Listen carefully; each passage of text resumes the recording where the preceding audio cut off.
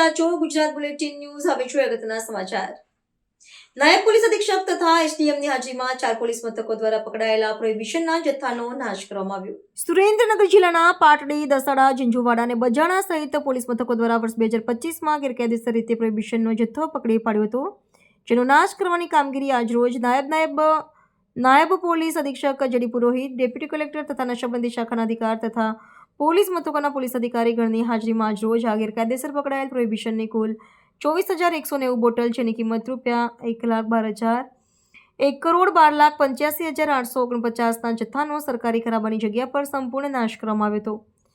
આ પ્રોહિબિશનના જથ્થા, જેમાં પાટણી પોલીસ દ્વારા 7,342 બોટલ, જેની કિંમત ₹23,22,665 તથા બજાણા પોલીસ દ્વારા 12,276 બોટલ, જેની કિંમત ₹77,86,910 તથા ઝીંઝુવાડા પોલીસ દ્વારા 74 બોટલ, જેની કિંમત ₹13,115 તથા દસાડા પોલીસ દ્વારા 4,498, જેની કિંમત ₹11,63,159 મળી કુલ બોટલ નંગ 24,190, જેની કિંમત ₹1,85,849નો સમાવેશ થાય છે। Patdi police station, Bajana police station, Jhinjhuvada police station અને દસાડા પોલીસ સ્ટેશન, કુલ 4 પોલીસ સ્ટેશનનો સને 2025ની અંદર પકડાયેલ ગેરકાયદેસર પ્રોહિબિશનનો જથ્થાનો નાશ કરવામાં આવેલો છે। એસડીએમ સાહેબશ્રીની પણ હાજરી હતી અને કુલ 24,190 બોટલ તથા કુલ મુદ્દામાલની કિંમત થાય છે ₹1,12,85,849 જે મુદ્દામાલ નાશની કાર્યવાહી પૂર્ણ કરેલ છે।